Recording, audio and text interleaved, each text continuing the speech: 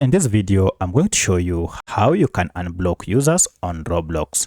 If you find this video helpful, I'll kindly request that you support me by liking the video and also by subscribing to this channel. So if you had blocked any user or any connections and you'd like to unblock them or see the list of all that you blocked, it's pretty simple. Just head over to your account and log in. From here, head to more options here and then scroll down to settings. Now under settings, go ahead and choose privacy and content restrictions. Then down below, you should see blocked users. Now if I tap on this, here you'll see a list of all the accounts or users that you blocked. For instance, I have this one blocked and I'd like to unblock this account.